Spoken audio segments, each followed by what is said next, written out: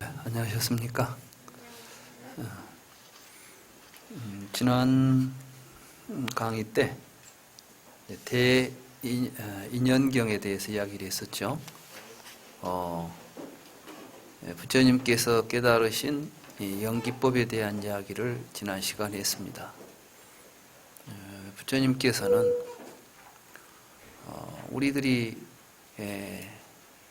삶 속에서 느끼고 있는 모든 괴로움들, 생로병사의 여러 가지 고통들, 이런 것들은 다 무지에 의해서 나타나는 것인데, 어떤 무지냐?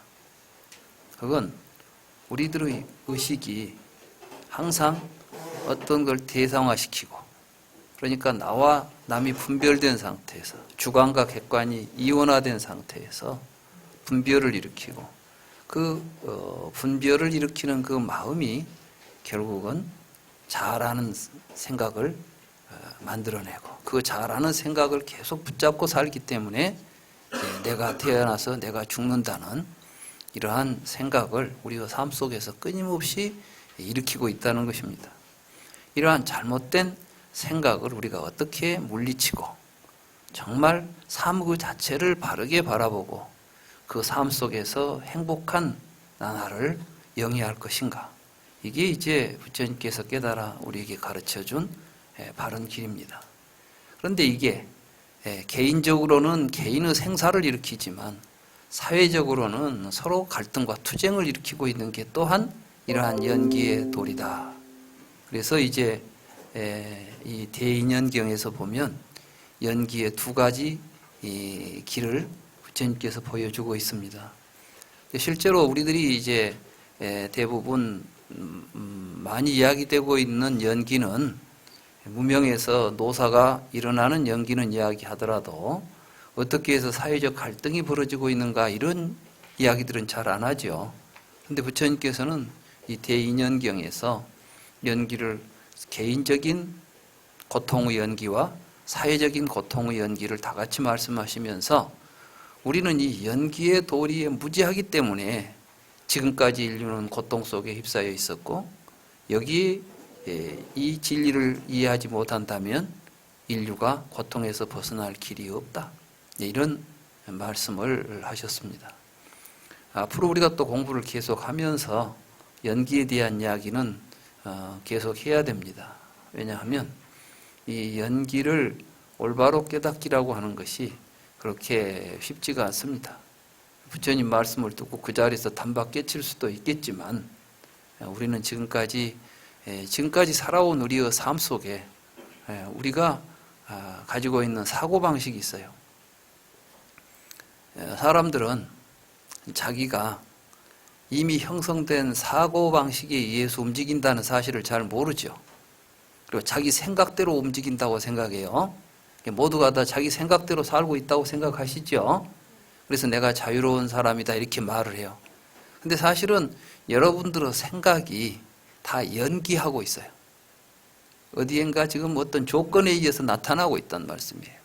그것의 근본이 어디에 있냐면 여러분들이 분별하고 있는 여러분들의 분별하는 마음과 분별하는 대상이 이미 여러분들 안에 형성되어 있는 것입니다. 여러분들이 바깥에 보고 저 나쁜 게 있다, 이렇게 보는 것은 이미 여러분들이 나쁘다고 알고 있는 것을 보는 것이에요. 나쁘다고 생각하는 것을 나쁘다고 보고 있는 것이죠. 우리는 이렇게 우리들의 분별된 마음의 근거에서 자기가 이미 분별해 놓은 세상을 보고 살고 있는 것입니다. 이게 바로 식과 명색의 상호의존이라고 부처님이 보신 거예요. 이러한 이야기들은 앞으로 또 우리가 불교를 계속 공부하면서 이제 이 디가 니까야가 끝나면 또 마지막 니까야도 공부할 것이고, 지금 제가 쌍유타 니까야 번역을 하고 있는데, 쌍유타 니까야는 아마 지금 예상으로는 내년에는 책이 나오지 않을까. 그래서 지금 이제 한 3분의 2 정도는 지금 진행이 되고 있습니다. 그래서 내년에는 책이 나올 수 있도록 지금 제가 이제 열심히 번역을 하고 있습니다만은, 알고 보면 그 모든 부처님의 이 교리 또 부처님의 가르침이 다 연기를 우리에게 이해시키는 그런 가르침이다. 이렇게 말할 수가 있겠습니다. 오늘은 이제 대반열반경, 다시 말해서 대인연경을 이제 이어서 대반열반경이라는 경을 같이 공부하는 시간을 갖도록 하겠습니다. 대반열반경은 빨리어로는 파리니빤나 수타라는 경입니다. 파리니빤나를 우리가 번역할 때 반이원 또는 반열반 이렇게 번역을 하고, 마라는 것은 크다. 그래서 대반열반경 또는 대반이원경 이런 식으로 번역을 할 수 있습니다. 이 경은 부처님께서 이제 80이 되셔가지고 안거가 끝나고 이제 라자가에서 다시 유행을 떠나십니다. 그런데 대부분 경들이 부처님께서 단편적으로 누구를 만나서 했던 이야기들이지 부처님의 행적을 기록한 경이 많지 않아요. 그 가운데 이제 가장 자세하게 부처님 만년에, 다시 말해서 열반에 드시기 직전에 부처님의 모습을 가장 사실적으로 잘 기록하고 있는 경이 바로 이 경입니다. 그래서 이 경은 뒤에 대승경전 가운데도 열반경이라는 경이 있는데, 대승경전의 열반경은 바로 이 경이 이제 모태가 돼가지고 열반경이 설해집니다. 열반경이 만들어지죠. 이 경이 이제 왜 중요하냐 하면, 이 경에서는 부처님께서 그동안 가르쳤던 부처님의 가르침이 굉장히 뭐랄까요, 개요가 말하자면 요점이 부처님을 통해서 지금 설법이 된과 동시에 부처님의 그 면목, 부처님이 어떤 분이었는가 하는 것을 우리가 좀 더 가까이 볼 수 있는 경입니다. 다시 말해서 부처님이 설법하는 이야기만 하고 있으면 부처님의 말씀만 우리가 듣게 되지 부처님의 삶의 모습은 보기가 좀 어렵죠. 그런데 이 경은 이제 부처님이 어떤 생각을 가지고 어떤 식으로 생활하셨는가 하는 것을 보여주는 매우 중요한 경입니다. 그래서 예로부터 이 경을 굉장히 이제 높이 그 가치를 평가했던 경이고, 여기서 이제 부처님의 열반을 파리니빤나라고 하는데, 파리라는 것은 이제 완전한 열반이다. 그러면 그냥 열반하고 반열반이 어떤 차이가 있느냐?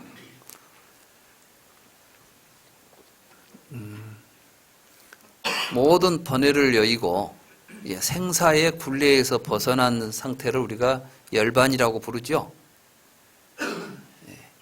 그런데 이제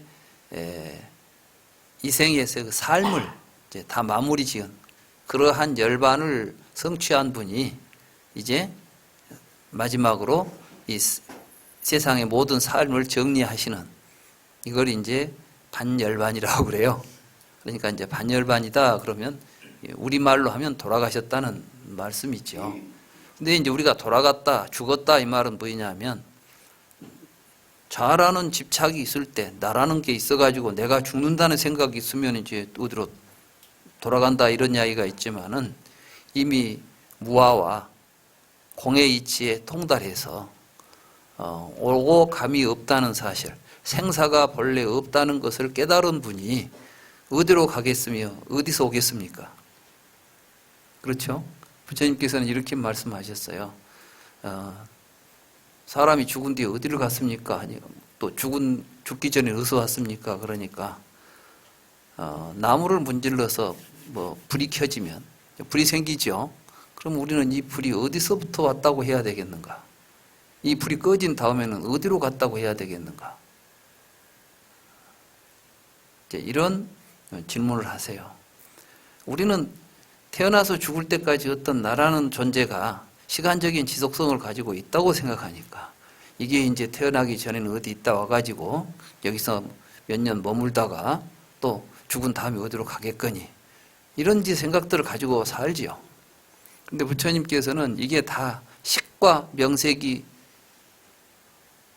의존해서 이렇게 분별심을 일으킨 중생들이 일으킨 망상이다.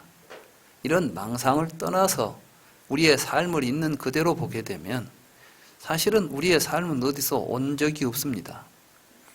여러분들이 살고 있는 지금 이 자리는 여러분이 혼자 공간적으로 고립되어 있는 자리가 아닙니다. 지금 여러분들을 한번 잘 성찰해 보십시오. 지금 여러분들 여기 이 자리에 계시죠? 여기 있잖아요. 여기 지금 역삼동 불국원 법당 안에 앉아 계시잖아요. 지금 여러분들이 앉아 있는 이 자리에 여러분이 지금 혼자 고립적으로 있는 것처럼 보이죠? 이 의자에 내가 혼자 앉아 있잖아요. 그죠? 이제 이렇게 보고 있으면 이게 식과 명색에 의해서 분별되어 있는 12입처의 근거에서 살아가는 중생들이에요. 근데 이걸 이제 통찰을 해요. 불교 수행이라는 것은 이제 통찰하는 것이 불교 수행입니다. 그럼 이제 여러분들이 지금 여기 이렇게 있는 나를 한번 잘 살펴보세요.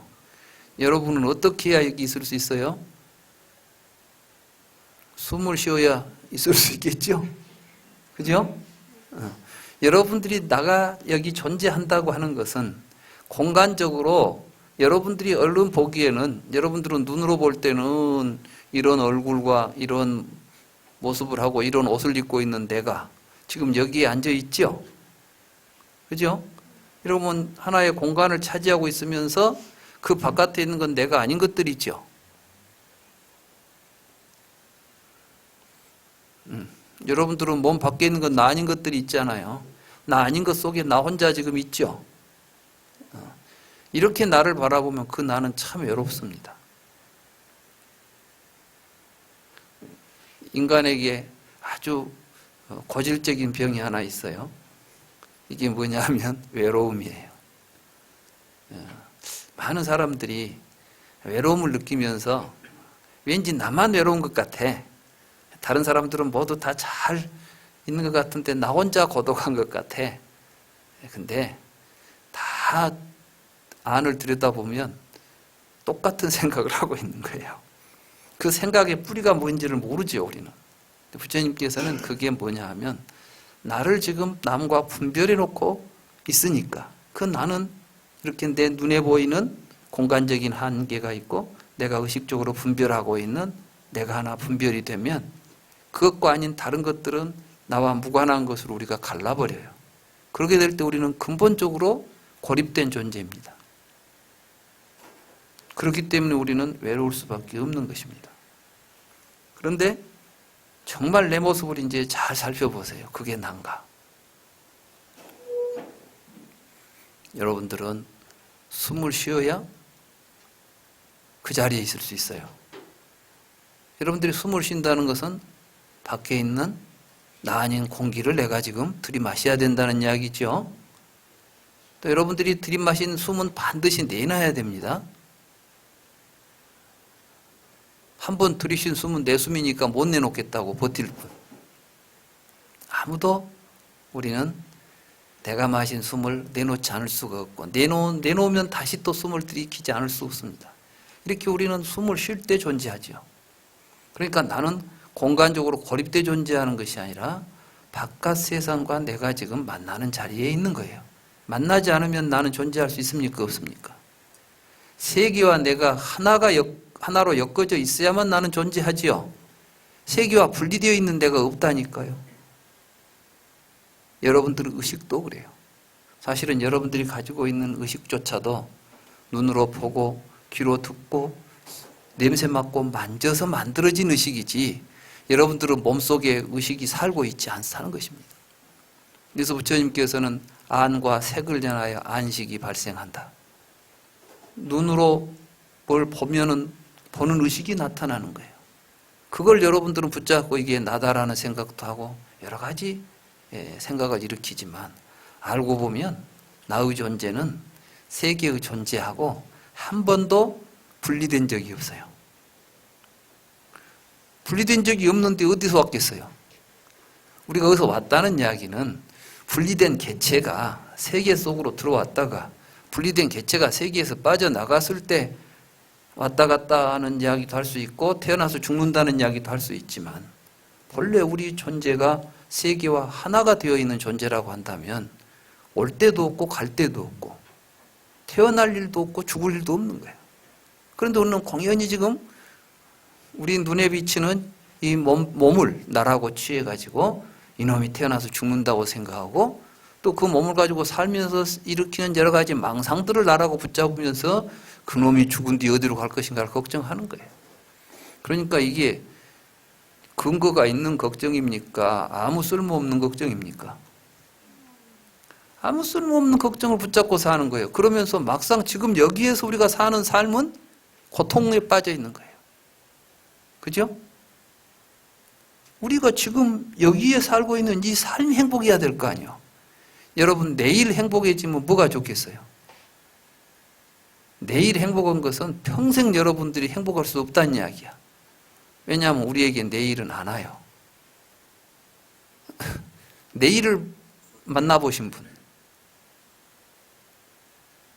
내일은 여러분들은 상상 속에만 있어.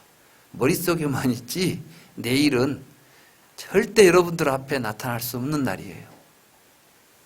그런데 우리는 내일을 걱정하고 살아요. 오지도 않을, 만날 수도 없는 날을 걱정하고 살아야 되겠습니까? 지금 만나고 있는 이 날을 바로 살아야 되겠습니까?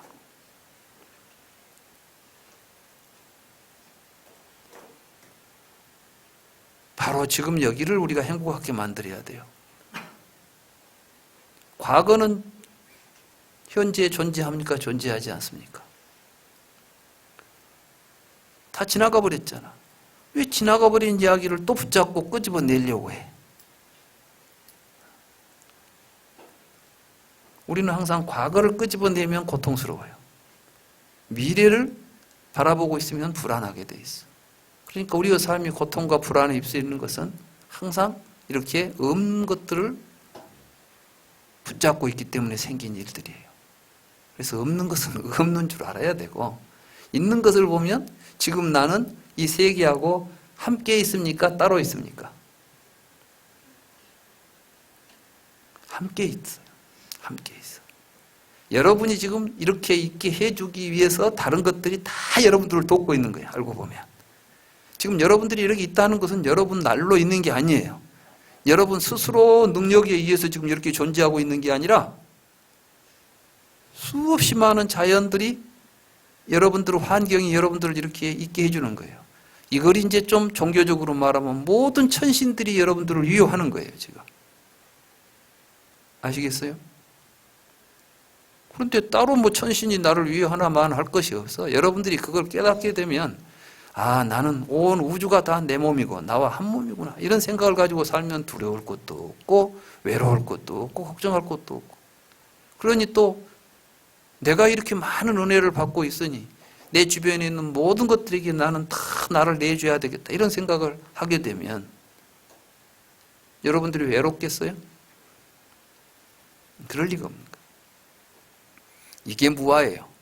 나라고 할 만한 것이 없다는 거예요. 그러니까 이걸 더 키워놓으면 뭐가 돼요? 나 아닌 것이 없다 이 말씀이지. 내 것이 없으면 내 것 아닌 것도 없는 거예요. 부시맨들 이야기를 들어보니까 부시맨이라고 아프리카에 사는 옛날 말하자면 구석기 시대에 살던 삶을 지금도 그대로 살고 있는 부족이 이제 부시맨이라는 부족이 있는데 그 부족들은 이 도둑질이라는 단어가 없답니다. 그 동네. 단어가 없어. 왜? 내 것이 없어. 내 것이 없으니까 네 것도 없어요. 내 것도 없고 네 것도 없으니까 훔친다는 말도 있을 수가 없는 것이죠. 그러니까 우리가 부지경 가운데 남의 것을 훔치지 말라, 주지 않은 것을 훔치지 말라는 말이 있는데 사실은 기회가 완성될 때는 어때야 기회가 제대로 완성되겠어요? 네 것 내 것이 없어져야 되는 거예요. 살생하지 말라는 계율도 우리는 살생 안 하고 살 수가 없어요. 근본적으로.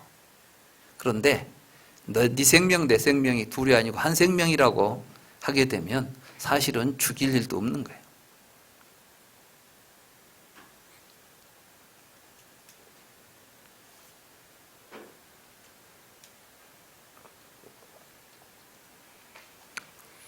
이와 같은 연기의 도리를 부처님께서는 깨닫고 세상 사람들에게 그걸 바르게 깨달아서 그러한 삶을 살도록 가르친 게 불교입니다.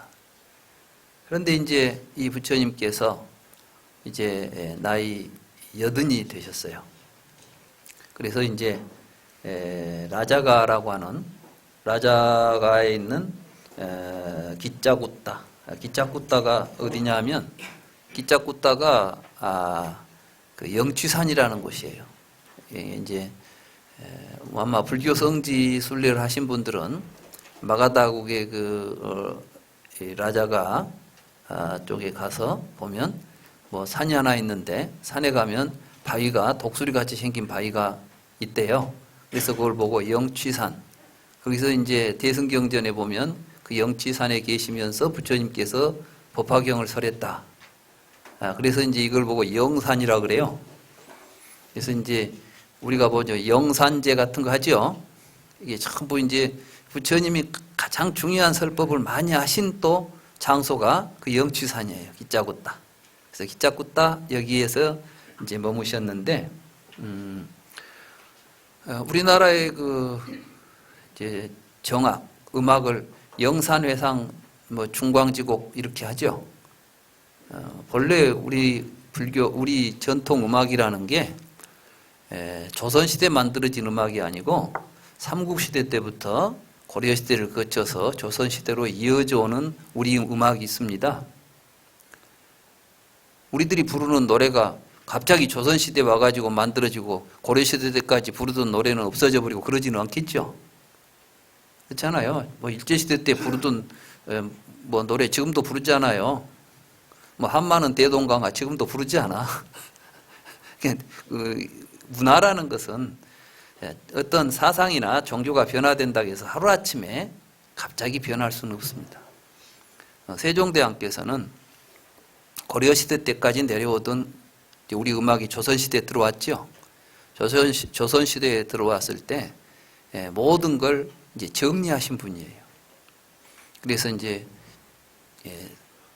음악도 이제 정악이라고 그래서 어떤 표준을 가지고 음악을 만들었어요. 음악을 표준화했단 말이죠. 그 음을 표준화하기 위해서 편종 같은 걸 만드세요. 그러니까 이 세종대왕이 얼마나 훌륭하신 분이냐 하면 우리가 지금 훈민정음이라고 그러죠. 오늘 훈민정음이다 이 바를 정자라는 말을 우리가 굉장히 주목할 필요가 있어요. 이 바르다는 것은 기준이에요. 기준. 어디 기준이 있어야 이제 바르냐 바르지 않냐가 정해지겠죠. 소리도 기준이 없으면 우리가 음을 합주를 할 수가 없어요. 그러니까 이제 이 오케스트라가 뭐 합주를 할 때 보면 이 피아노가 땡 하고 음을 치면 그 음에다 대고 바이올린이나 뭐 여러 가지 이제 악기들이 거기에 맞춰서 막 음을 맞추죠. 이게 이제 바른 소리를 하나 이제 딱 잡아가지고 거기로부터 음률을 맞추어야만 같이 소통이 되는 음악이 나오는 거예요. 세상에는 모든 게 이게 소통이 돼야 돼요. 소통이 안 되면 갈등이 일어나. 그러니까 막 여기서는 도음이 막 서로 엇갈려 버리면 어떻게 되겠어요? 소리가 되겠어요? 안 되겠어요? 합창을 하는 몇 사람은 똑같은 음정이 나와야 되는데 여기서는 도음을 하는데 도가 좀 소리가 덜 된 소리를 내거나 높은 소리를 내버리면 안 되겠죠. 마찬가지로 우리가 이제 발음을 할 때도 바른 소리가 나와야 돼요. 그래서 사실은 훈민정음이라는 걸 우리가 이 언어적인 음성을 딱 정해주는 거예요. 그러면 그것이 정해지면 그것의 안에서 우리가 모든 소리를 내게 되어 있어요. 그러니까 문자가 무슨 역할을 하냐면 소리를 고정시키는 역할을 합니다. 근데 우리 소리는 고정이 안 되기 때문에 사실은 무수히 많은 소리를 낼 수가 있어요. 그러니까 발음 기호가 정해지면 그 기호만 가지고 우리가 사용하게 되고, 그 기호 가지고 사용하게 되면 그 기호를 벗어난 소리는 사실은 듣기도 어렵고 하기도 어렵게 돼요. 일본 사람들이 왜 다른 나라 말을 발음할 때 좀 어렵냐 하면, 가나라고 하는 문자가 표기할 수 있는 음성 이외의 영역에 가버리면 일본 사람들은 소리를 못 내는 거예요. 무슨 이야기인지 아시겠어요? 우리는 아무 소리나 내는 것 같죠? 근데 이렇게 딱 정해진 소리만 내게 돼 있어요. 근데 그 소리가 정해지지 않을 때는 중구난방으로 소리가 나오는 거예요. 이 세종대왕께서는 우리가 노래를 부를 때 정악, 이것도 그래서 이제 가장 표준이 된 음악을 설정했고, 음성도 우리가 말할 때 내는 소리도 훈민정음이라고 하는 글자를 만들어서 소리를 딱 정해가지고 이 소리에 맞추어서 표기를 하고 그 표기를 가지고 소통을 한다. 이게 문자예요. 그것만 하신 게 아니라 계량, 추구기 같은 것도 만들고 뭘 만드시죠. 저는 사실은 이제 이 세종대왕님의 여러 가지 업적을 철학적으로 이렇게 철학적인 시각으로 봐요. 저는 전공이 철학이니까 이렇게 보고 있으면 그분은 이 세상의 원리를 깊이 통달하신 분이에요. 그래서 당대의 한 임금이 이 모든 우리들의 삶을 구성하고 있는 모든 것들의 표준을 세워서 다 만들어 놨다는 거. 사실 우리가 살고 있는 이제 그 현재 우리의 삶을 정초하신 분이에요. 언어를 정초했죠. 소리를 정초했죠. 이런 분들이니까. 근데 이제 음악도 고려 때까지 행해지던 여러 음악을 이때 이제 모아가지고 궁중음악도 만들고 정악을 만듭니다. 그때 영산회상곡이라고 하는 이제 곡으로 해서 이제 상영산, 중영산, 세영산, 연불, 타령, 취타, 도돌이 이런 식의 이제 여러 가지 음악의 그 장르들을 이제 쭉 만들어서 현재 우리가 말하는 정악이라고 하는 것을 이제 만들죠. 그때 만들어진 음악이 세종대왕 때 만든 음악이 아니고 고려시대 때 세종대왕 때까지 오던 우리의 전통음악, 그 가운데서 우리 음악의 주된 음악이 불교음악이었어요. 그게 이제 영산회상곡이라고 그러죠. 그러니까 조선시대 성리학을 하던 사람들이 음악을 할 때는 영산회상곡을 가지고 연주를 하고 있는 거예요. 그런 만큼 이제 영치산이라는 산이 불교적으로는 매우 유명한 산이고, 그래서 이제 통도사가 있는 산 이름이 뭐죠? 영치산이잖아요. 통도사를 이제 영치산에 부처님이 계시는 곳, 그러니까 이제 불보사찰 이런 식으로 이제 되는 거예요. 아무튼 참 우리나라 삼보사찰이 재밌어요. 해인산 어느 산에가 있죠? 가야산 있죠? 가야가 어떤 곳이에요? 아니요, 부처님께서 깨달은 곳이 부다가야예요. 부처님이 진리를 깨달은 곳이 부다가야라고요. 그 가야산에가 누가 계세요? 부처님 법보가 모셔져 있어요. 부처님이 깨달음이 있는 산이에요. 그러니까 부처님이 살아서 생전에서 설법하시던 하나의 가장 부처님이 계시던 산, 역지산, 부처님이 깨달음을 얻어서 법을 얻으신 곳, 가야. 조계산에가 송강사가 있죠. 조계산은 어떤 산이냐 하면은 중국 선종이 발원한 산이에요. 그러니까 이제 스님들이 수행하는 선수행의 근본 도량이 육조 해능 스님의 육조 선을 우리가 받아들여 가지고 현재 조계종의 승가의 수행의 핵심으로 삼고 있어요. 조계종이라 하지 않아요. 조계산, 송광사. 그러고 보면 우리나라의 삼보사찰이라고 하는 곳들이 다 산하고도 연결이 있다는 것을 알 수가 있겠죠. 이건 이제 제가 그만큼 우리나라는 불교를 빼놓고 이야기할 수 없는 땅입니다. 이 땅에 살면서 불교를 모른다거나 불교하고 멀어져 있다는 것은 사실은 이 땅에 살 만한 그러한 자격도 없다고 할 수 있는 거예요. 역사를 무시하고 전통을 무시하고 어떻게 그 나라의 주인이 될 수가 있겠습니까? 그렇죠? 그런 점에서 이제 우리 불자들이 정말 더 우리 불교를 잘 간직하고 우리의 삶 속에서 되살려야 되겠다. 특히 아무리 전통이라 하더라도 그것이 별로 질이 떨어진다거나 우리의 삶과 별로 도움이 안 된다고 한다면 우리가 그걸 고집하기는 또 그렇잖아요. 역사니까 우리가 소중하게는 간직하더라도 오늘 우리가 그것을 가지고 가기는 어려운 부분이 있을 거예요. 그렇지만 부처님의 가르침은 그렇지 않다는 거예요. 오늘 우리가 살아가는 데 있어서도 가장 소중한 자산이 될 수 있는 것들이에요. 그러니 얼마나 좋습니까? 우리의 고유한 역사적인 가치도 있고 또 앞으로 우리가 미래를 향해서 살아갈 때 매우 훌륭한 자산이 된다고 한다면 이걸 우리가 멀리하고 버려야 될 까닭이 없지 않습니까? 근데 오늘 우리 주변에 불교가 우리 삶으로부터 멀어져 있다는 것이 참 안타깝죠. 우리가 바로 이러한 잘못된 우리 역사적인 이 관점들을 시정해서 미래를 열어가야 되겠다. 우리 불자들이 그런 역할을 좀 해야 되겠다 하는 것을 자제히 또 말씀드립니다. 아무튼 그때 아자타사뚜 에데이쁘따, 아자타사뚜는 마가다의 왕입니다. 빈비사라의 아들로서 아버지를 시해하고 왕이 된 사람인데 뒤에 이제 우리가 그 디가니까야 제일 앞에 보면 두 번째 사마냐팔라 수타에 보면 이 아자타사뚜 에데이쁘따가 나와요. 이 경에 두 번째 경에 나오는데 이 왕이 뒤에 부처님에게 귀의를 합니다. 그래가지고 이제 그 당시가 어떤 때냐 하면 강대국들이 옆에 있는 작은 나라들을 정벌하면서 전쟁이 끝이지 않던 시기예요.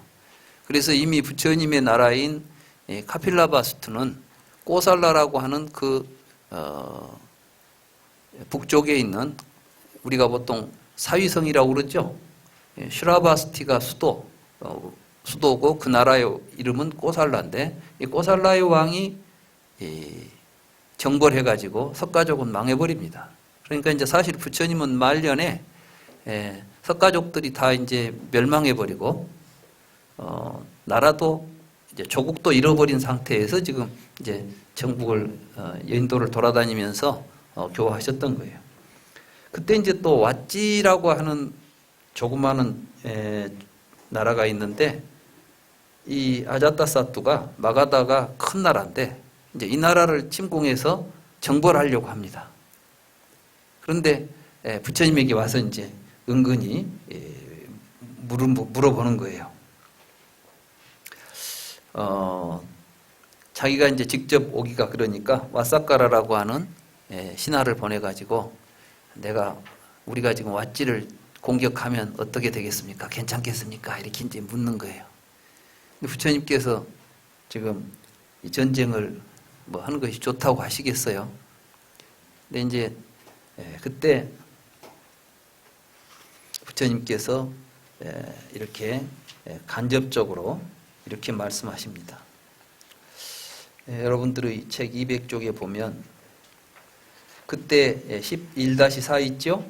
그때 아난다 존자는 세존의 뒤에 서서 세존께 부채질을 하고 있었습니다. 세존께서 아난다 존자에게 말씀하셨습니다. 아난다여, 그대는 왓지족이 자주 모이고 많이 모인다는 말을 들었는가? 세존이시여, 저는 그들이 자주 모이고 많이 모인다고 들었습니다.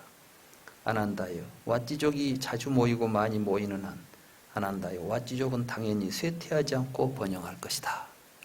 근데 이때 이제 설하신 경이 그 유명한 칠불퇴법이에요. 그러니까 어느 사회가, 어떤 사회가 쇠락하지 않고 번영하려고 하면 어찌해야 되는가 하는 걸 지금 이야기하는데, 오늘 우리 현실에서도 굉장히 지금 우리가 새겨들을 이야기라고 생각이 됩니다. 자주 모이고 많이 모여라. 이건 뭐냐면 부처님은 민주주의를 말씀하시는 거예요. 지금 자주 모여서, 많이 모여서 뜻을 하나로 해가지고 나라를 끌어가야 된다. 그러니까 그때 왓지족들이 한 가지 중요한 게 뭐냐 하면, 석가족도 그랬고 왓지족도 그랬지만 사실은 부처님께서 그 승가를 이야기할 때 이제 상가라고 하지 않아요. 상가라는 건 이게 공동체예요. 사람들이 같이 모여서 굉장히 민주적이고 합의적인 공동체입니다. 근데 사실 인도 당시에 그러한 제도를 가지고 있는 나라는 많지 않았어요. 그런데 석가족이 그러한 구조였다고 그래요. 그러니까 어떤 왕이 독단적으로 전제적인 정권을 가지고 다스리는 게 아니라 이제 공화정이죠. 일정에 말하자면 사람들이 모여가지고 합의하에서 의사결정을 하고 해나가는 굉장히 민주적인 제도인 거예요. 이게 인도에서부터 일찍 있었다는 겁니다. 그리고 부처님은 이제 그러한 걸 좀 더 광범위하게, 말하자면 그때는 이제 귀족들만 했겠죠. 근데 이제 부처님은 귀족과 말하자면 사성의 모든 계급을 타파하고 모든 사람들이 함께 모여야 된다는 생각을 하신 분이에요. 그래서 이제 여기에 그런 말씀을 하십니다. 왓지족이 자주 모이고 많이 모이는가? 또 화합하여 모이고 화합하며 흩어지고 해야 할 일을 화합하여 결정한다는 말을 들었는가? 근데 많이 모이면 뭐합니까? 모여가지고 흩어질 때 싸우고 가면 안 되겠죠. 우리는 보통 뭔 일 하자 해갖고 모이는데 흩어질 때 보면은 어때요? 서로 이제 막 의견이 틀리면 서로 이제 불화해가지고 흩어지잖아요. 그래서는 안 된다는 거예요. 모일 때도 화합하고 흩어질 때도 화합하는가. 그리고 화합해서 어떤 일을 결정하는가. 정해지지 않은 규범은 함부로 제정하지 않고 정해준 규범은 폐지하지 않으며 제정된 지 오래된 왓지법을 지키면서 유지한다는 말을 들었는가. 이게 참 우리 사회에서도 이제 매우 필요한 건데, 사실은 이번에 뭡니까? 조국 장관 뭐죠? 표창장? 이 문제가 어디서 나온 거냐 하면 대학 입시제도 때문에 나온 거예요, 이게. 이전에는 이 수능을 가지고 이제 했는데, 언제부턴가 이제 수능만 가지고 하면은 뭐 너무 입시가 과열된다는 명분을 가지고 이제 학생기부, 학생 생활기록부하고 그 다음에 이제 뭐 봉사활동 뭐 이런 걸 가지고 입시에다 반영하면서 수시제도가 생겨요. 근데 이 수시제도가 수시로 생겨요. 제가 이제 대학에 있으면서 또 이 교육부가 이제 장난을 해. 1학년부터 4학년까지 뭐가 틀리냐 하면은 졸업 학점이 틀려요. 그러니까 뭐 올해는 졸업 학점을 몇 학점으로 하자. 몇 학점으로 하자. 틀려. 그러니까 커리큘럼이 전 학년이 틀린 거예요. 그런데 또 뭔 제도를 하나 들고 나왔어요. 그게 뭐냐 하면 사실은 그 제도 때문에 대학이 지금 망해버린 대학이 한둘이 아니에요. 근데 아무도 책임도 안 지고 그냥 넘어가요. 그게 뭐였냐면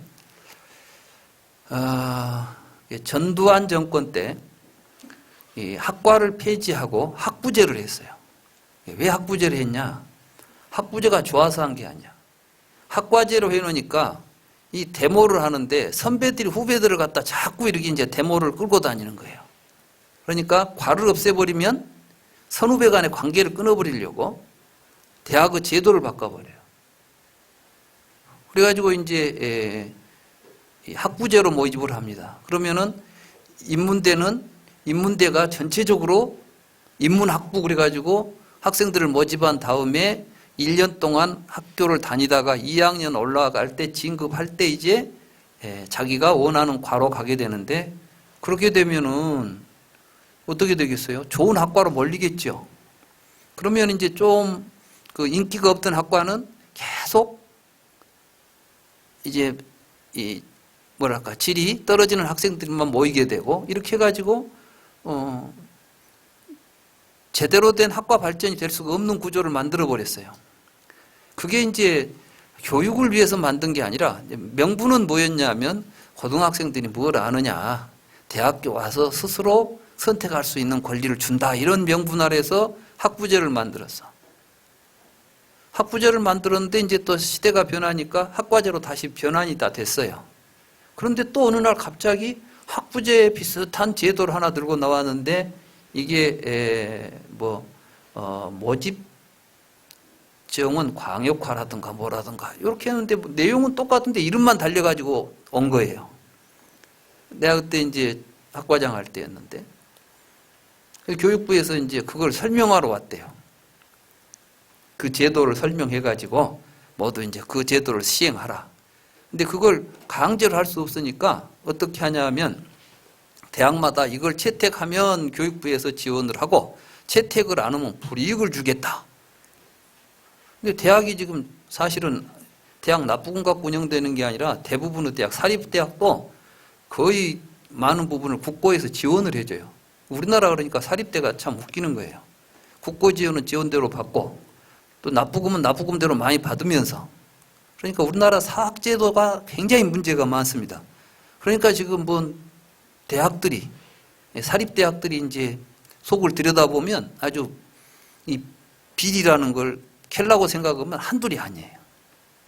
근데 이제 교육부에서 누가 이제 책임자가 와가지고 학과장이니까 가서 그 설명을 듣고 오라는 거예요. 그래서 내가 이제 안 갈 수도 없고 가서 들어보는데 별 의미도 없는 것 같아. 말을 만들어내는데 별로 우리가 볼 때 별 당위성도 없는 이야기를 한참 해서 하길래 내가 이제 이야기를 했어요. 세상에서 바꾸지 않아야 될 게 하나가 있다. 두 가지가 있다. 무엇이 흔들리면 문제가 생기는 거예요. 문지방이 흔들리면 문이 제대로 안 닫히죠. 이게 문이 자유롭게 열리려면은 움직이지 않아야 잘 움직이는 것이 있어.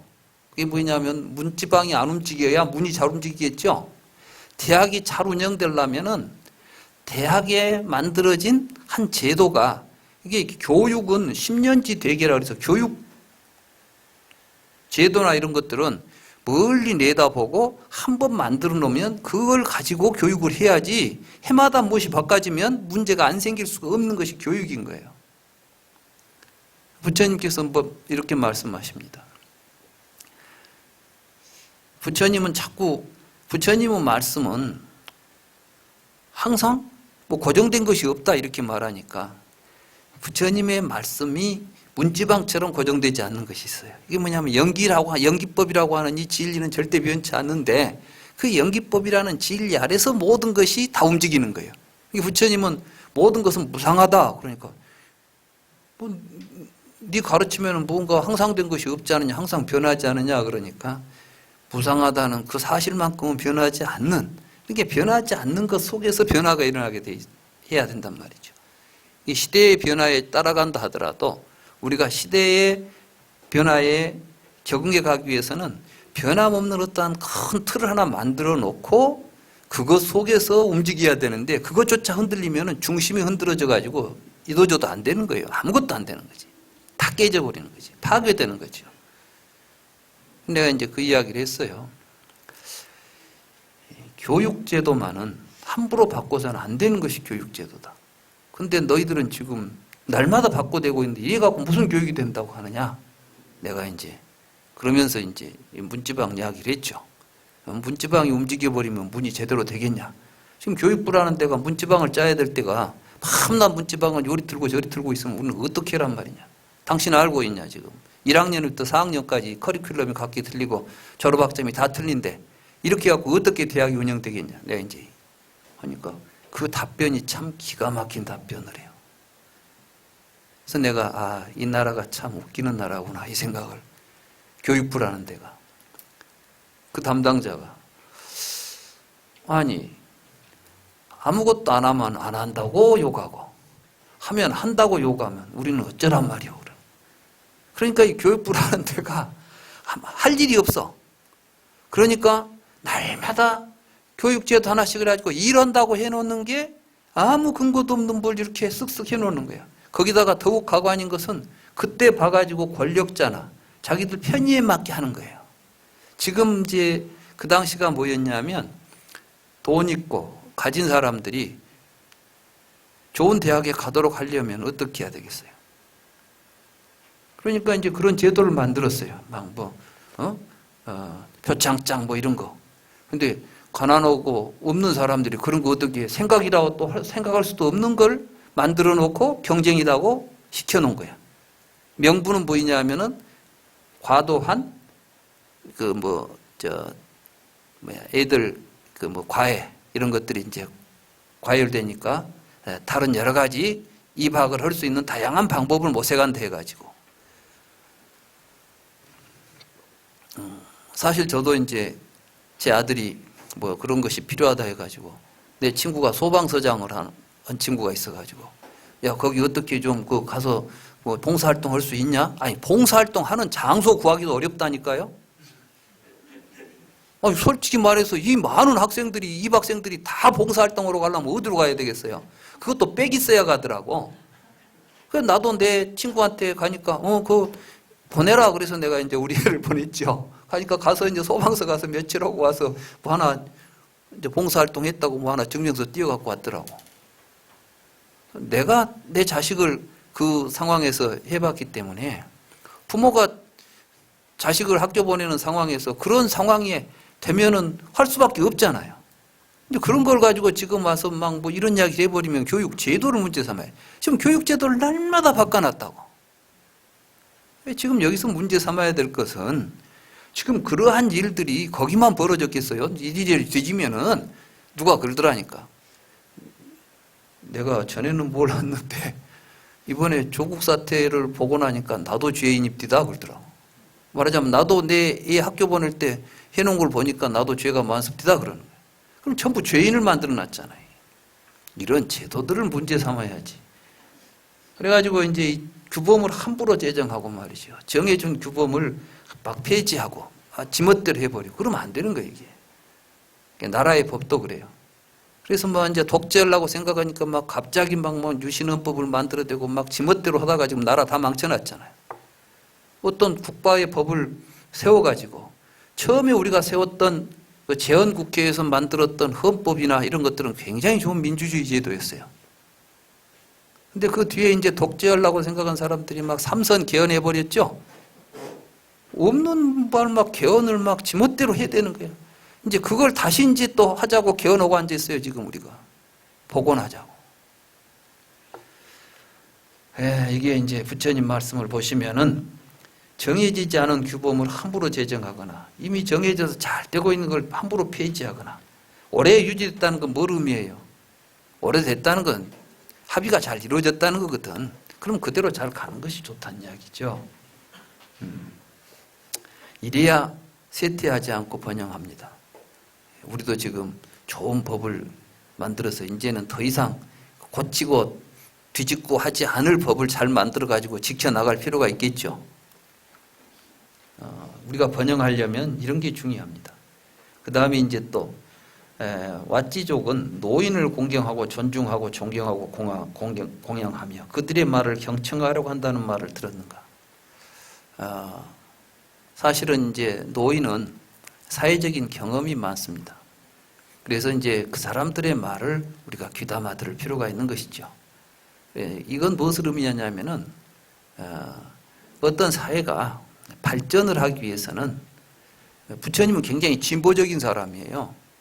근데 진보적인 토대는 뭐가 있어요? 밑에 토대가 있어야 짬뿌를 우리가 도약을 할 수가 있는 거예요. 발전을 하려면 기존에 있던 것들을 토대가 튼튼해야 발전도 하겠죠. 근데 그런 걸 무시하고 가면 안 되는 거예요. 근데 요즘 우리 사회는 뭐냐면 막 옛 것은 너무 그냥 쉽게 버려버려요. 그러다 보니까 사실은 굉장히 취약해져 있어요. 우리 경제제도도 굉장히 막 쉽게 막 3만 불 지금 소득이 올랐다고 좋아하지요. 근데 얼마나 취약합니까? 그러다가도 어디서 한번 이 문제가 생기기 시작하면 한꺼번에 와르르 무너지는 거예요. 세계 경제가 그래요. 이게 이제 노인을 공경하라. 꼭 노인뿐만이 아니라 기존에 있는 어떤 질서를 잘 토대를 가지고 가야지 너무 쉽게 가서는 안 된다. 이런 이야기라고 보면 됩니다. 그 다음에 이제 양갓집 교수와 양갓집 소녀를 강제로 들여와 살게 하지 않는다는 말을 들었는가. 사실은 이제 이것은 옛날 어떤 권력 있는 사람들이 이제 인권을 침해하는 것이죠, 지금. 그렇죠? 여기 지금 이런 말로 보이지만 그 당시에 인도 사회에서는 이런 건 비일비재한 거예요. 권력 있는 사람이 자기가 원하면 아무나 데려다가 자기 사람 만들고 하잖아요. 이런 지금부터 2600년 전 이야기예요. 지금 우리가 살고 있는 민주주의 시대가 아니고. 그러나 이제 여기서는 이런 인권이 잘 유지되고 있는가 이렇게 우리가 볼 수 있습니다. 왓지에 있는 탐묘들을 안과 밖에서 공경하고 존중하고 존경하고 공양하며 탐묘에 예전부터 봉헌해 오고 예전부터 행해오던 여법한 공양을 게을리 하지 않는다는 말을 들었는가. 이것은 탐묘라는 것은 이제 우리로 말하면 묘예요, 묘. 그러니까 조상을 잘 공경하고 이런 일들을 잘 하고 있는가. 불교는 부처님께서는 굉장히 그 전통을 소중하게 생각하십니다. 불교는 굉장히 새로운 세계를 지향하고 있지만 우리가 가지고 있는 미풍양속이라거나 그 사회가 가지고 있는 전통을 깨려고 하지 않습니다. 이게 이제 그렇기 때문에 불교는 어느 사회에 가더라도 그 사회가 가지고 있는 전통 속에서 불교가 발전합니다. 이게 이제 뭐가 틀리냐면 내가 전에 그 독일에서 교육 관계하시는 분들이 이제 한국으로 와가지고 우리 대학에 들렸었어요. 전남대에. 근데 이분들이 이제 한국의 어떤 전통적인 한국적인 걸 좀 보고 싶대요. 근데 요즘 우리나라에서 한국적인 걸 보여주려고 하면 어디밖에 없어. 절 위에는 아무것도 없어요. 다른 데 가면 외국보다 서양보다 더 서양식으로 잘 돼 있어. 어디를 가더라도 서양 사람들 또 와서 보고 깜짝 놀래. 빌딩이나 이런 걸 보고 도시 보면은 서양보다 더 멋진 거예요, 이게. 정말 제가 이 파리나 어디 이제 유럽을 가서 보니까 대부분의 도시들이 200년, 300년, 400년 전 건물들 그대로 있어요. 근데 우리나라 지금 도시에 가서 보면 거의 없어져 버렸죠. 마나탄하고 거의 비슷해. 지금 우리나라 도시들은. 이제 총장이 나를 불러가지고 좀 모시고 가서 어디 좋은 절에 가서 좀 소개를 좀 했으면 좋겠습니다. 그러더라고요. 그래서 그럽시다. 그래가지고 이제 서남사를 우리 가까운데 우리 전대에서 이제 1시간이면 가거든요. 서남사. 그래서 가까운데 이제 서남사를 모시고 갔어요. 가가지고 이제 설명을 하면서 보니까 산신각이 있고 막 칠성각이 있고 그러잖아요. 절에가 부처님이 있는데 그 옆에 법당에는 막 칠성이 있고 산신이 있고 그래서 내가 이제 삼신 이런 걸 이제 보여주면서 불교는 기존의 한국의 토속신앙을 그대로 다 수용을 했다. 그래서 절 안에다가 그런 신들을 모시는 사당을 지어서 그 신앙을 지속하도록 한 것이다.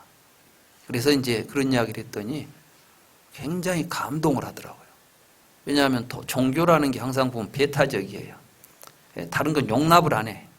말하자면 이제 기독교가 들어가는데 회교도가 있다. 그러면 용납합니까? 그러니까 뭐가 벌어져? 전쟁이 벌어져. 우리가 지금 전쟁하자고 종교를 믿습니까? 살자고 믿는 종교가 죽이자는 일을 해버리면 이게 근본을 벗어난 것이죠. 그래서 이제 우리 이 설화를 보면 참 재밌는 게, 뭐 어디 가면 그때 뭐 용이 있었는데 용을 물리치고 뭐 절을 지었다 이렇게 되잖아요. 뭐 용을 물리쳤다는 게 뭐예요? 사실은 전통적인 그 신앙들을 사실 불교가 이제 껴안아요. 그래가지고 그 자리에다가 그 자리에 뭐가 들어서 부처님 뭐 도량이 들어서는 거예요. 그러니까 불교는 기존의 신앙이나 이런 것들을 탐묘를 부수고 가지 않아요. 이런 내용들은 굉장히 중요한 겁니다. 불교 사상에서. 그러니까 이제 우리가 불교를 뭐 할 때에도 절대로, 아마 저는 이제 앞으로 한국에서 불교가 이제 더 광범위해지면은 이제 교회도 불교 안에 있을 수 있어. 이제 한쪽에다가 이제 예배당을 만들어 놓을 수도 있다고. 네. 불교는 우리들이 갖고 있는 어떤 전통적인 신앙의 문제가 아니라 어떤 신앙을 가지고 살든지 간에 삶의 주체로서의 자기 자신을 올바로 성찰하고 거기로부터 바른 삶을 살도록 하기 때문에 불교는 가장 싫어하는 게 전쟁입니다. 투쟁입니다. 그러니까 불교가 싸워서 이기자 이런 법은 없습니다. 부처님이 전생에 보면 어떤 이야기가 나오냐면, 부처님이 이제 어느 나라의 왕이었어요. 근데 보시하기를 좋아해. 항상 남한테 베풀어 줬는데, 근데 옆에 나라가 자꾸 호전적이어가지고 침략을 해와요. 근데 이제 그 나라에는 엄청나게 큰 그 코끼리가 있어. 근데 이 코끼리가 한번 나가버리면, 전쟁에 나가버리면은 뭐 다른 전쟁이 안 되는 거야 그냥. 그러니까 이제 이 왕이 코끼리를 끌고 가서 그 침략한 적국을 이제 물리쳤는데, 가만히 생각해 보니까 이 왕은 뭘 주라고 하면 다 준다는 이야기야. 그러니까 가서 이제 그 코끼리를 달라 하자. 뭐 이 왕은 보시기를 좋아하니까. 그러니까 가서 이제 코끼리를 달라 하니까 줘버려요 또. 그랬더니 그 코끼리를 가지고 와서 이 나라를 정벌해 버렸어. 그러고는 이제 이 왕을 죽여요. 근데 이 왕이 이제 그때 왕자는 어떻게 이제 피신을 했어.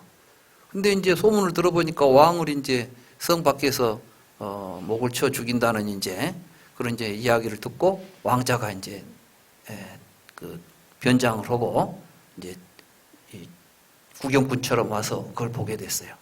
근데 그 죽으러 가는 왕이 보니까 왕자가 보이는 거예요. 그러니까 그때 이제 원망은 원망에 의해서 원수로 갚아서는 원망이 사라지지 않는다. 원망은 잊어버려야 원망이 가라앉는다. 그러니까 절대 나 죽음을 보고 원망하는 마음을 품어가지고 원수 갚을 생각하지 말라는 유언을 하고 죽어요. 근데 이 왕자는 이제 너무 이제 막 그걸 아버지가 죽는 걸 보고 얼마나 이제 속에서 막 분개심이 났겠어. 그래서 내가 기필코 저 왕을 내가 죽여야 되겠다. 이렇게 이제 원망하는 마음을 품고, 근데 이 왕이 또 이제 이 음악을 좋아해요. 그래서 이제 검은고를 배워가지고 세상에서 제일 뛰어난 이제 악사가 됐어. 그래가지고 그 성 밖에서 검은고를 치니까 그 왕이 그 검은고 소리에 취해가지고 저 악사를 데려오느라. 그래가지고 이제 너무 좋아가지고 자기 옆에다 두고 밤낮 그 음악만 듣고 막 그 악사 무릎을 베고 자고 이제 이런 지경이 됐어요. 얼마나 이제 가까워졌어요. 내가 맘만 먹으면 언제든지 죽일 수 있다. 이런 때가 되어서 이제 가만히 이제 오늘은 밖에 나가서 소풍 가서 놉시다. 그래가지고 한적한 곳에 가서 음악을 연주하니까 자기 무릎을 베고 왕이 이제 잠이 들었어요.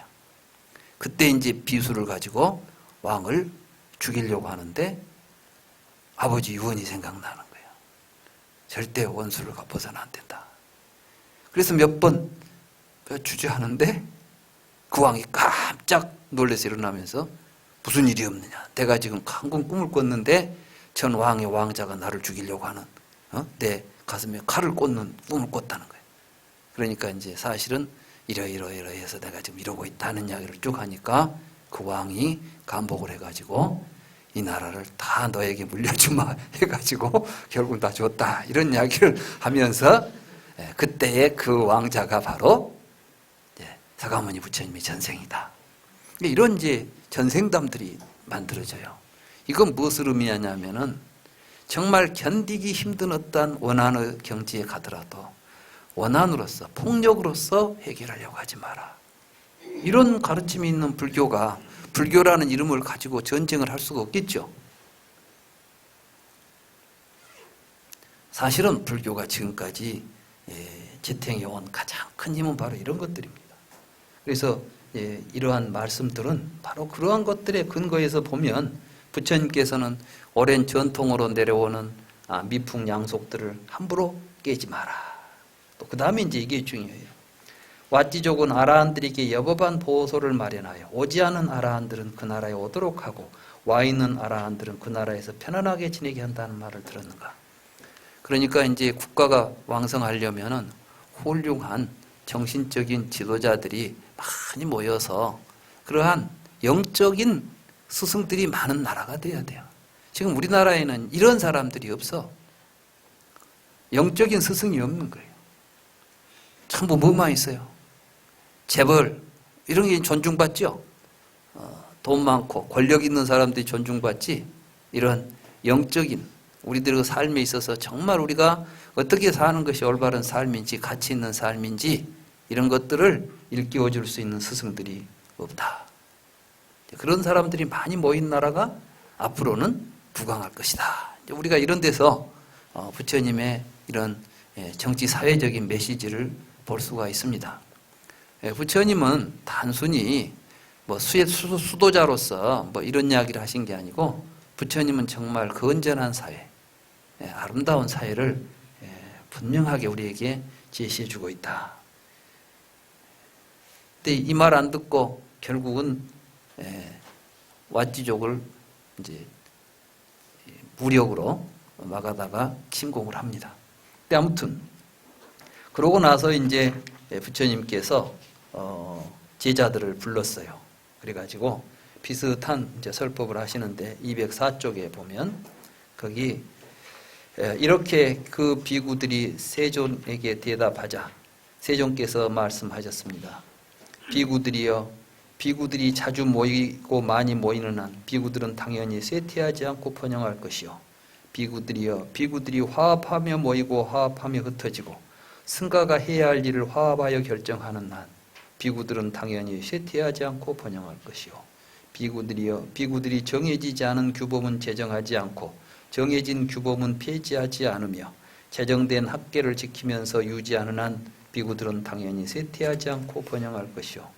비구들이여, 비구들이 경험이 많고 출가한 지 오래된 승가의 어린이며 승가의 지도자인 장로를 공경하고 존중하고 공경하고 공양하며 그들의 말을 경청하려고 하는 한 비구들은 당연히 쇠퇴하지 않고 번영할 것이요.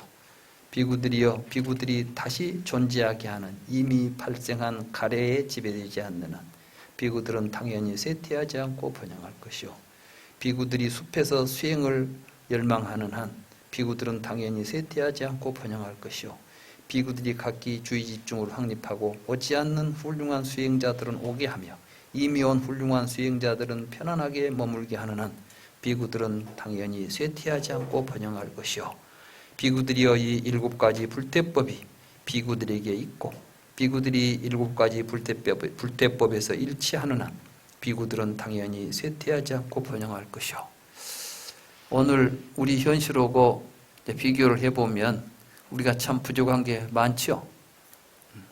요즘 뭐 출가하는 스님들도 별로 없답니다.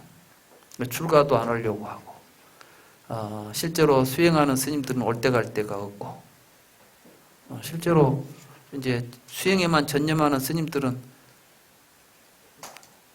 올 때 갈 데가 없는 지경에 절이 이렇게 많이 비어 있는데도 그런 스님들이 막상 어디 가려고 보면 마땅히 갈 데가 마땅치 않다고 하는 이야기를 들어요. 이게 우리 현실이에요. 이래가지고는 안 됩니다. 그러니까 지금도 우리가 사실은 부처님 말씀을 제대로 새겨 듣고 실천하면 되는데 이게 안 되는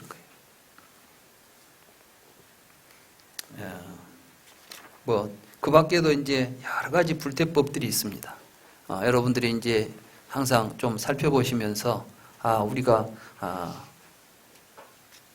좀 더 발전하고 앞으로 좀 더 바람직한 미래를 도모하려면은 어떻게 해야 될 것인가, 이런 이야기들을 이제 부처님께서 쭉 이제 이야기하시다가 근데 여기 보면 이런 이야기가 나와요. 이제 이야기는 자주 나오는데 우리 한번 208쪽에 보면 1-14 세종께서는 암발라띠가에서 왕의 객사에 머무셨습니다.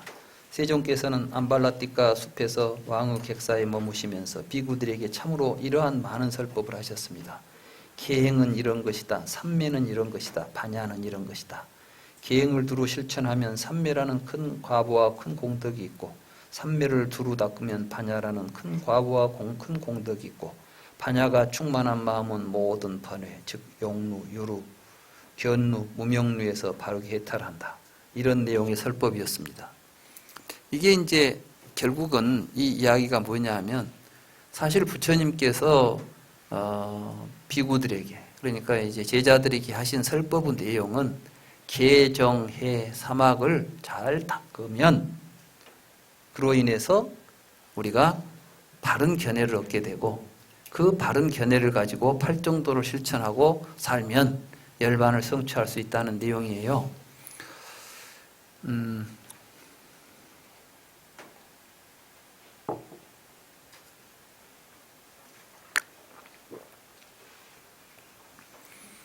불교를 공부하고 수행하시는 분들 가운데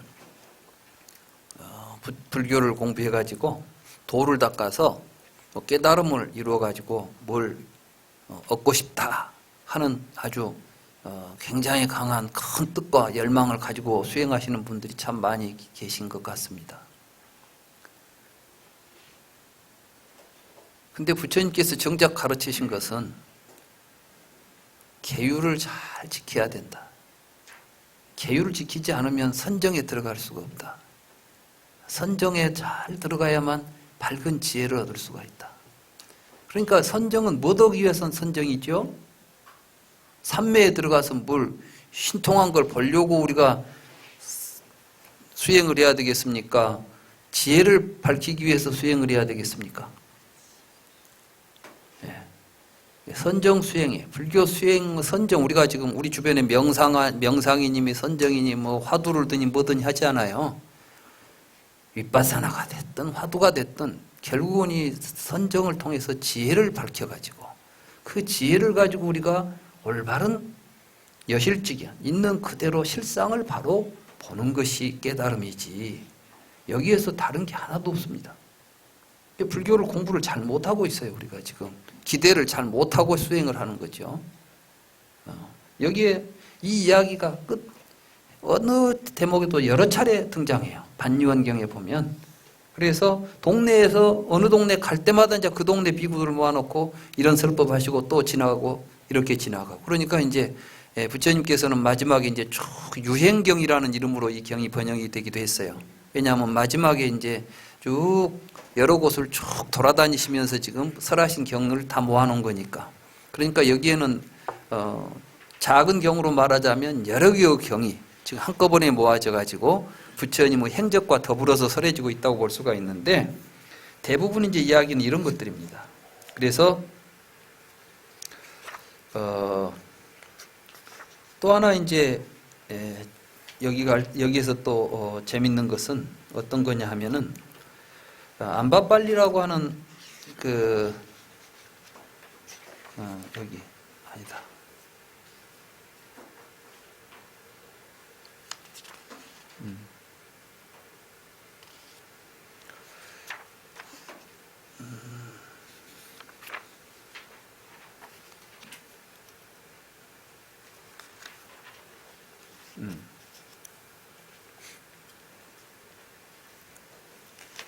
여기 우선 그 법경이라고 하는 경을 설하신 부분이 있는데, 여러분들 책 219쪽을 한번 보실까요?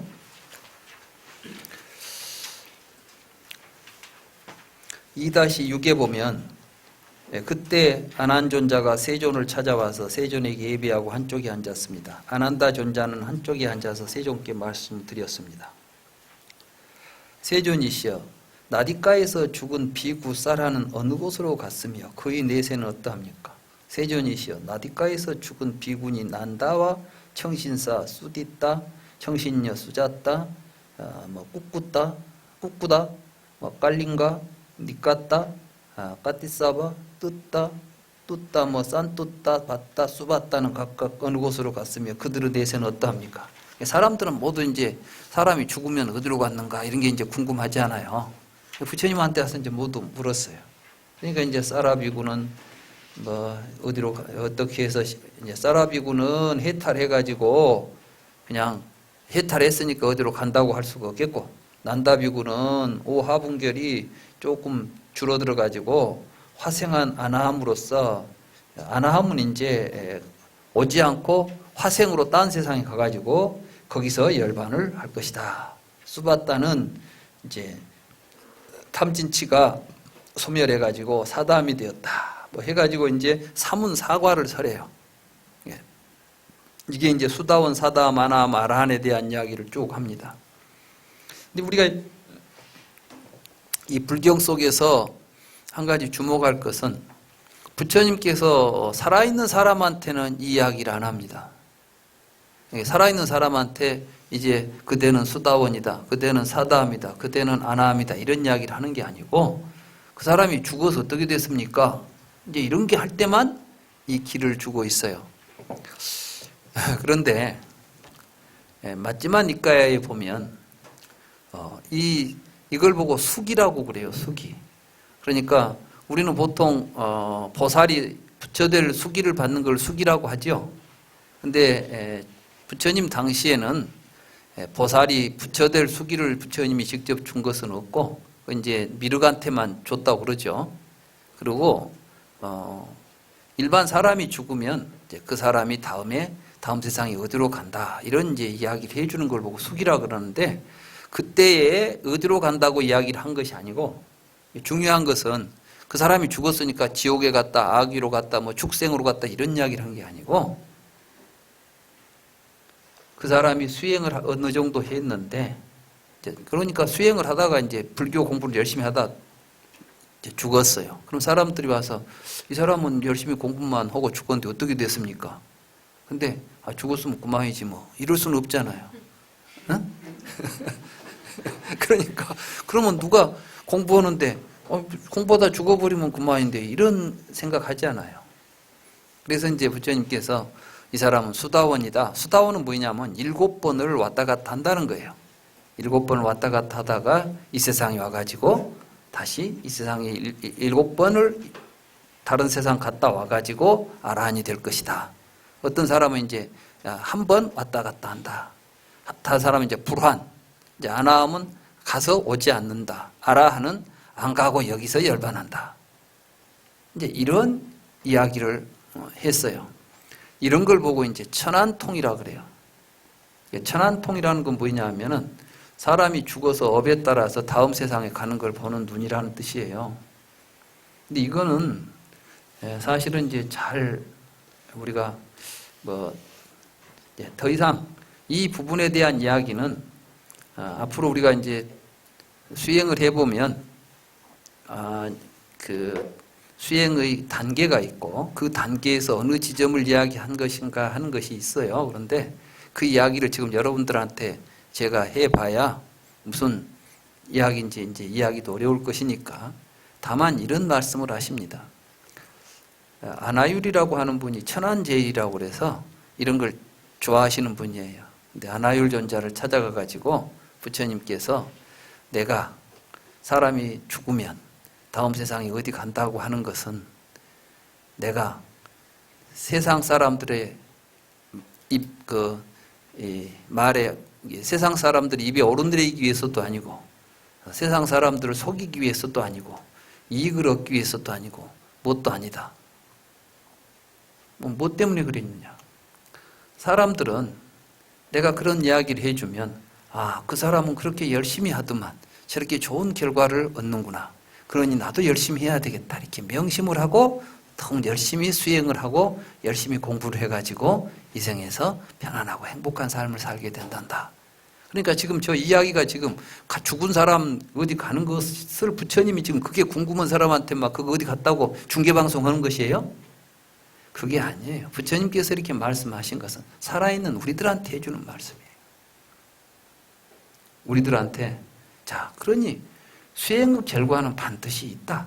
그러니까 죽은 뒤에 어쩔까 걱정하지 말고 지금 여기에서 열심히 수행하라. 그러면 여기에서 너희들도 얼마든지 큰 과보를 얻을 수 있다. 이런 말씀은 내용인 거예요. 그 가운데 이제 사문사가가 설해지는 것입니다.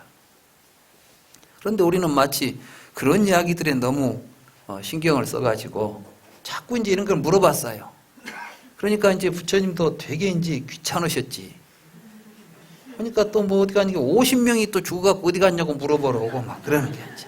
뭐 부처님이 한 번 뭐 누구 이야기 해준다 하니까 누구는 어디 갔습니까? 또 누구는 어디 갔습니까? 수도 없는 거예요.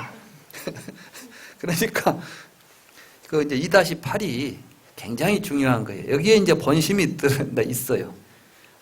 2-8 보셨어요? 예. 아난다요. 태어난 사람이 죽는다는 것은 놀랄 일이 아니다. 아, 사람이 태어나서 죽는 게 뭔 놀랄 일이야. 다 죽는데.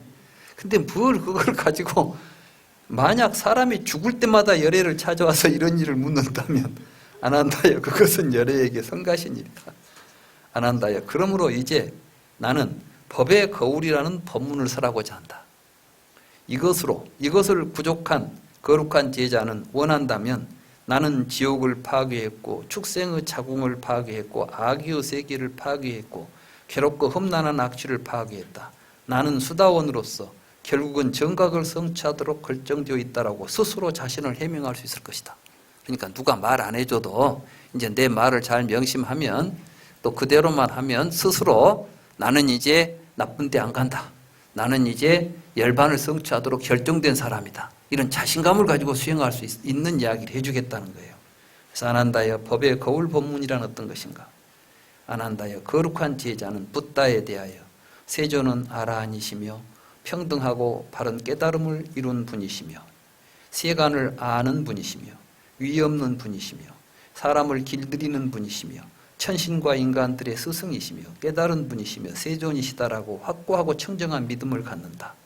그 가르침에 대하여 세존께서 잘 가르치신 진리는 지금 여기에서 즉시 와서 보라고 할 수 있으며 현자들이 몸소 체험하는 데 도움이 되는 것이다 라고 확고하고 청정한 믿음을 갖는다. 그는 승가에 대하여 세존의 성문 승가는 좋은 수행을 하고 올바른 수행을 하고 이치에 맞는 수행을 하고 화합한다. 사쌍팔배. 사쌍팔배는 수다원, 사다함, 아나함, 아라한을 사쌍이라 그러고 팔배는 사쌍이 이제 이 네 가지 가운데서 이제 향, 수다원, 득, 수다원, 향, 사다함, 득, 수다원. 게 향과 득이라고는 둘로 나누면은 네 쌍이라는 것이에요. 삼은사과가. 그러니까 네 쌍을 전부 합치면 뭐가 되죠? 8배가 돼. 그래서 이제 사쌍팔배라는 것은 부처님의 공부를 통해서 쭉 이제 해가는 8단계의 무리들을 이야기합니다. 이것이 세존의 성문 승가로서 존경받고 환대받고 공양받아 마땅하며 합장 공경해야 하는 위없는 세간의 복전이다라고 확고하고 청정한 믿음을 갖는다. 그는 완전하게 빈틈없이 흠없이 청정하게 자유롭게 방해받지 않고 집착하지 않고 삼매에 도움이 되도록 성인이 행한 계행을 구족한다. 안 한다요. 이것이 법의 거울 법문이다. 이것을 구족한 거룩한 제자는 원한다면 나는 지옥을 파괴했고 축생의 자궁을 파괴했고 그러니까 이제 축생에 가서 태어나지 않고 그 말이죠. 아기의 세계를 파괴했고 괴롭고 험난한 악취를 파괴했다. 나는 수다원으로서 결국은 정각을 성취하도록 결정되어 있다라고 스스로 자신을 해명할 수 있을 것이다. 누구에게 묻지 말라는 거예요. 삼보를 확실하게 믿고 공경하고 그 삼보의 믿음의 토대에서 계행을 잘 실천하면 그럼 다 이런 사람을 수다원이라고 부른다. 그래서 수다원 뭐 어떤 사람 따로 있는 거 없어요. 누구나 똑같아요. 누구든지 이렇게만 하면 부처님의 가르침에 의해서 정각을 다 얻을 수 있다. 이런 이야기예요. 그러니까 너무 그냥 뭐 죽은 뒤 어디 갈까 걱정하지 말고 삼보 믿고 계행 열심히 잘 지키면 걱정하지 말고 살라. 그래서 세종께서는 나디가에서 긴작가와 쌌다 정사에 머무시면서 비구들에게 계행은 이런 것이다. 삼매는 이런 것이다. 반야는 이런 것이다. 계행을 두루 실천하면 삼매라는 과보가 있고 삼매를 닦으면 반야가 있고 반야가 충만한 마음이 번뇌를 모두 해탈할 수가 있다. 이런 가르침을 펴셨다. 이런 이야기가 되겠습니다. 시간이 많이 됐죠? 좀 쉬었다 할까요? 네. 이렇게 부처님께서는 이제 80의 노구를 이끌고 80살이나 자신 분이 이제 사실은 어떤 경에 보면 부처님께서 이렇게 이제 유행에 나가려고 하니까 이제 연세도 있으시고 그러니 이제 좀 한 곳에 머물러서 쉬십시오. 어디 돌아다니시지 마십시오. 이렇게 권고를 하지만 부처님께서는 그걸 다 뿌리치고 이렇게 이제 마지막 참 한 걸음까지 모두 중생들을 향해서 발걸음을 옮기고 계십니다. 이러한 모습을 지금 우리가 보고 있습니다. 잠시 쉬었다가 뒤에 또 나머지를 하기로 하고 잠시 또 차도 준비되어 있고 그러니 충분하게 잘 쉬시고 이어서 공부하도록 하겠습니다.